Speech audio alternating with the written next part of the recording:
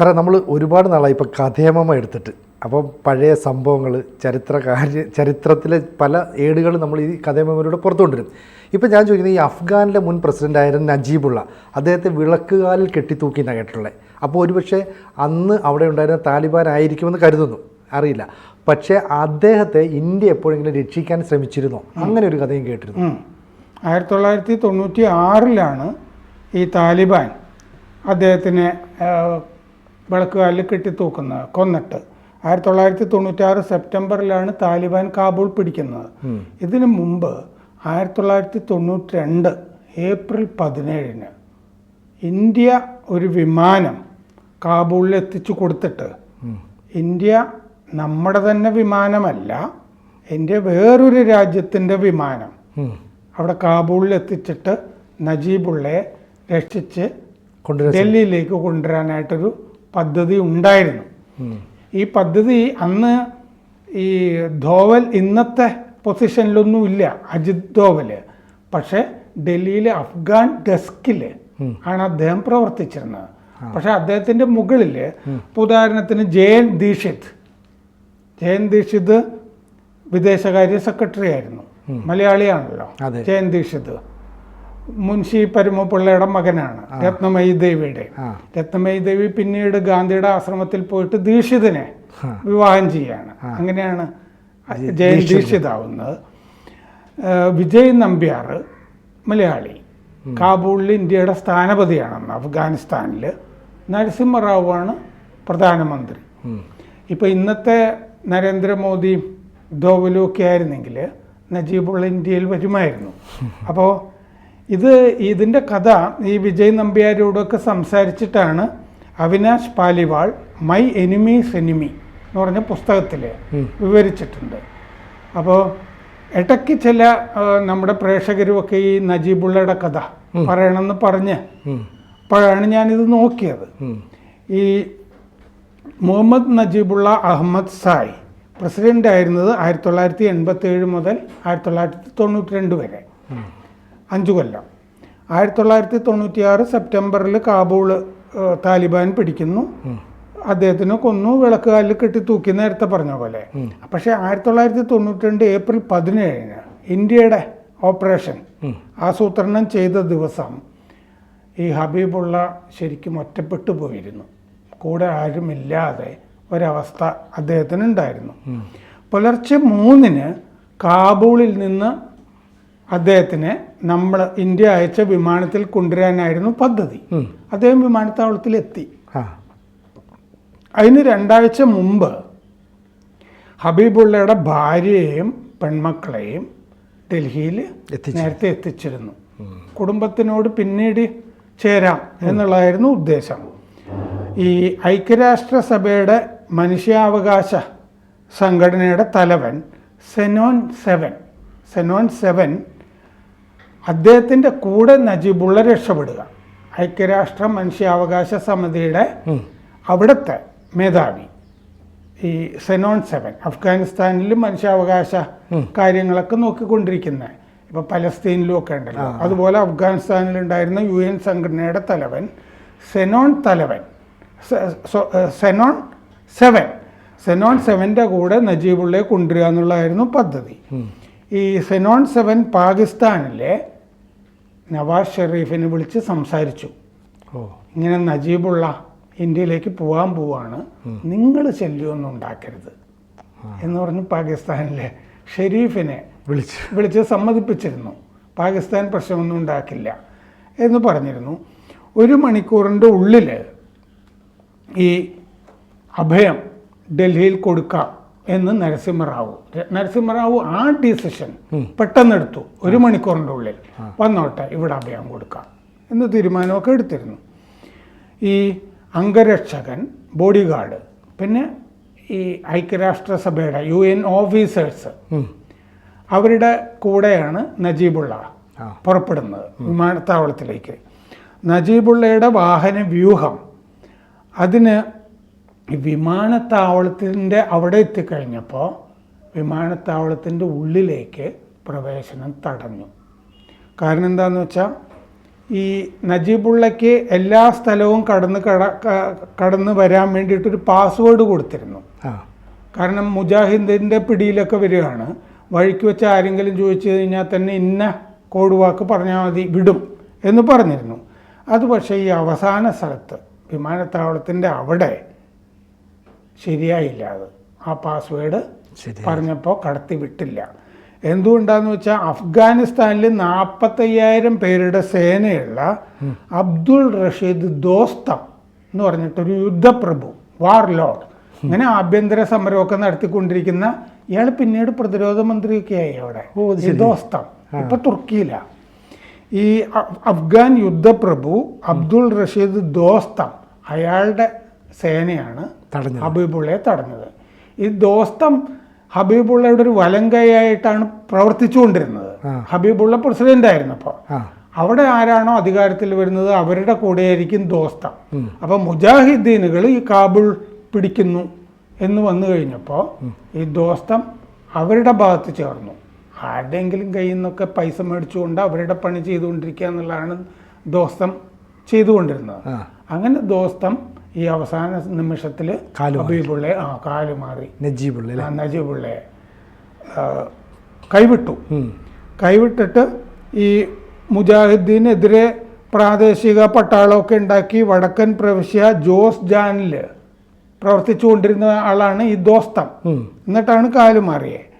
നജീബുള്ളയുടെ ഒരുപാട് സഹായം ജീവിതത്തിൽ ഉണ്ടായിട്ട ആളാണ് ദോസ്തം. അപ്പോൾ വിജയ് നമ്പ്യാർ ഈ പുസ്തകത്തിൽ പറയുന്നുണ്ട്, പൊടുന്നിനെ ദോസ്തം മാറിപ്പോയി. 24 മണിക്കൂർ വിമാനത്താവളം എന്നിട്ട് അടച്ചു. അപ്പോൾ പോകാനേ പറ്റില്ല. റൺവേയിൽ വിമാനം കിടപ്പുണ്ട്, ഇന്ത്യ അയച്ച വിമാനം നജീബുള്ളയെ കൊണ്ടുവരാൻ. ആ വിമാനത്തിൻ്റെ ഉള്ളിൽ ഈ 7 ഐക്യരാഷ്ട്രസഭയുടെ മേധാവി മനുഷ്യാവകാശം 7 കാത്തു നിൽപ്പുണ്ട് നജീബുള്ള അതിൽ കയറും എന്ന് വിചാരിച്ചിട്ട്. പക്ഷെ നജീബുള്ള താവളത്തിൻ്റെ അകത്തേക്ക് കയറാൻ പറ്റാതെ നജീബുള്ളയുടെ വാഹനം തിരിച്ച് വിട്ടു. വീട്ടിലേക്കല്ല, വീട്ടിൽ കയറി കഴിഞ്ഞ് കഴിഞ്ഞാൽ കൊന്നുകളി വല്ല, വീട്ടിലേക്കല്ല, ഈ ഐക്യരാഷ്ട്ര സഭയുടെ സംഘടന പ്രവർത്തിക്കുന്ന ആ കെട്ടിടത്തിൻ്റെ ഉള്ളിലേക്കാണ് വാഹനം തിരിച്ചു വിട്ടത്. അവിടെ ആ സമയത്ത് അവിടുത്തെ സുരക്ഷാ മന്ത്രി ജനറൽ ഗുലാം ഫറൂഖ് യാക്കൂബി അയാളുടെ വീട്ടിൽ കൊല്ലപ്പെട്ട് കിടന്നിരുന്നു. സുരക്ഷാ മന്ത്രിയും മുജാഹിദ്ദീനുകൾ അതിൻ്റെ ഇടയ്ക്ക് കൊന്നിരുന്നു. ഓരോ മന്ത്രിമാരെ കൊന്നു വരികയാണ് അവർ. വിദേശകാര്യമന്ത്രി അബ്ദുൽ വക്കീൽ, പട്ടാള മേധാവി ജനറൽ മുഹമ്മദ് നബി അസീമി, ഇവരും ഈ ദോസ്താമിനെ പോലെ കാലുമാറി മുജാഹിദ്ദീൻ പക്ഷത്ത് ചേർന്നു. അവർ നജീബുള്ളയെ പിടിച്ചിട്ട് ഈ മുജാഹിദ്ദീന് കൊടുക്കും എന്നുള്ളത് ഏതാണ്ട് ഉറപ്പായിരുന്നു. ഈ ഘട്ടത്തിൽ അവർ വിമാനത്താവളത്തിലെത്തിയിട്ട് ഈ പട്ടാള മേധാവിയൊക്കെ ഈ ഐക്യരാഷ്ട്ര സംഘടനയുടെ മേധാവി സെബനോട് ആ വിമാനത്തിൽ നിന്ന് ഇറങ്ങാൻ പറഞ്ഞു, ഇന്ത്യ അയച്ച വിമാനത്തിൽ നിന്ന്. വക്കീൽ എന്നിട്ട് ദേശീയ പ്രക്ഷേപണം ഒരെണ്ണം നടത്തി. അതിൽ പറഞ്ഞു ഈ നജീബുള്ള തട്ടിപ്പ് നടത്തുകയാണ്, അയാൾ രക്ഷപ്പെടാൻ ശ്രമിച്ചിരുന്നു എന്നൊക്കെ പറഞ്ഞിട്ട് അഫ്ഗാനിസ്ഥാനിലെ ജനതയെ മുഴുവൻ നജീബുള്ളയ്ക്ക് എതിരാക്കി ആ പ്രക്ഷേപണം വഴി, അയാൾ ഒറ്റുകാരനാണ് എന്നൊക്കെ പറഞ്ഞിട്ട്.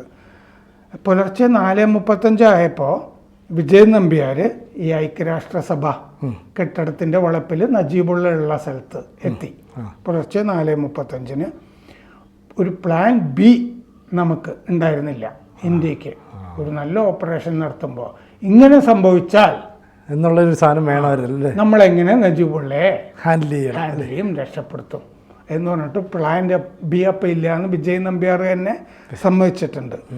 എംബസി വളപ്പിൽ, ഇന്ത്യയുടെ എംബസി വളപ്പിൽ അഭയം കൊടുക്കാമോ എന്ന് നമ്പ്യാർ ഡൽഹിയിൽ വിളിച്ച് ചോദിച്ചു. എംബസി വളപ്പിൽ അഭയം കൊടുക്കാമല്ലോ, പിന്നെ അത് നമ്മുടെ രാജ്യം പോലെയാണ്, നമ്മുടെ രാജ്യം പോലെയാണ്. അപ്പോൾ അതിന് ഐക്യരാഷ്ട്രസഭ അപേക്ഷിക്കട്ടെ എന്ന് ഡൽഹിയിൽ നിന്ന് പറഞ്ഞു. നമ്പ്യാർ ബന്ധപ്പെടുന്നത് അന്ന് ഈ മൊബൈലും ഒന്നുമില്ലല്ലോ, ഹാം റേഡിയോ വഴിയാണ് ഡൽഹിയുമായിട്ട് ബന്ധപ്പെട്ടത്. പുലർച്ചെ 5:15 ഇന്ത്യ ആവശ്യം നിരസിച്ചു. ഇന്ത്യൻ എംബസി വളപ്പിൽ അഭയം കൊടുത്തു കഴിഞ്ഞാൽ ദീക്ഷിത് പറഞ്ഞു അവിടെയുള്ള ഇന്ത്യക്കാർക്ക് ഇത് അപകടമായി തീരാം, അഫ്ഗാനിസ്ഥാൻ്റെ ഉള്ളിലുള്ള ഇന്ത്യക്കാർക്ക് എന്ന് പറഞ്ഞു. 44 വയസ്സായിരുന്നു നജീബുള്ളയ്ക്ക്. പഷ്തൂൺ ഗോത്രമായിട്ട് നല്ല ബന്ധം ഉണ്ടായിരുന്ന ആളാണ്. ഞാൻ ഇന്ത്യയിൽ വന്നിട്ട് ഇന്ത്യയിൽ നിന്ന് ഈ അഫ്ഗാനിലെ സംഭവവികാസങ്ങളെ സ്വാധീനിച്ചോളാം എന്നൊക്കെ ഹബീബുള്ള കെഞ്ചി നോക്കി, നടന്നില്ല.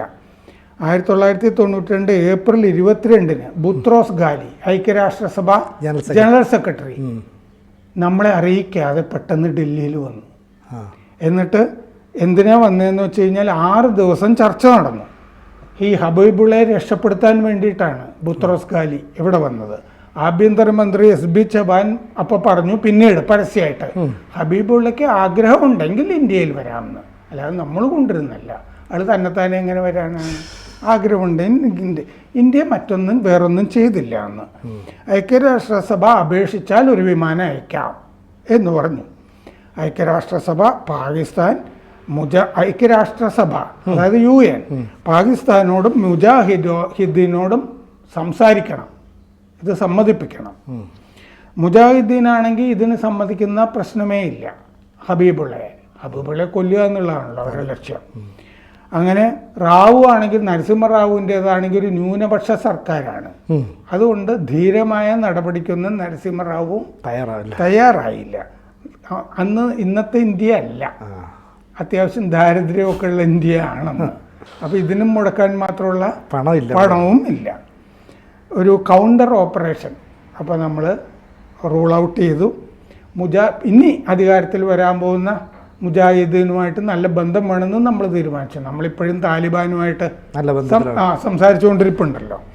അപ്പോൾ ദീക്ഷിതിനും സംഘത്തിനും പിന്നീട് കുറ്റബോധം ഉണ്ടായി എന്ന് ഈ പുസ്തകത്തിൽ പറയുന്നുണ്ട്. നജീബുള്ളയെ രക്ഷിക്കാൻ കഴിയാത്തതിൽ ഭാര്യയും മക്കളും ഇവിടെ ഉണ്ട്, മറ്റേയാളവിടെ പിളക്കുകയല്ലായിപ്പോയി. വളരെ വർഷങ്ങൾക്ക് ശേഷം ഈ ദോസ്തം ഉണ്ടല്ലോ, നജീബുള്ളയെ പിടിച്ചു വെച്ചേ, ദോസ്തം പറഞ്ഞു, ഒരു ഇന്ത്യൻ ഇൻ്റലിജൻസ് ഓഫീസറോട് പറഞ്ഞു, നിങ്ങൾക്കന്ന് നജീബുള്ളയെ ഞാൻ വിട്ടു തരുമായിരുന്നു, എനിക്ക് കുറച്ച് കോഴ തന്നാൽ മതിയായിരുന്നു. അങ്ങനെ പറഞ്ഞല്ലേ? അയാൾ പല സ്ഥലത്തുനിന്നും കാശ് മേടിക്കാനായിട്ട് നടക്കുന്ന ഒരാളല്ലേ.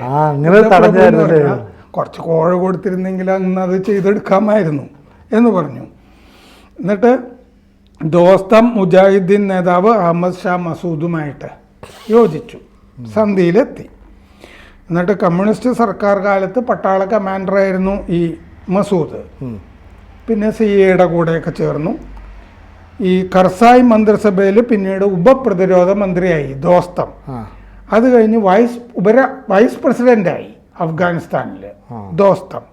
2021 സ്ഥിതി അത്ര സുഖമല്ല എന്ന് കണ്ടിട്ട് ഉസ്ബെക്കിസ്ഥാനിലേക്ക് പലായനം ചെയ്തു. അവിടെയാണല്ലോ വേരുകൾ.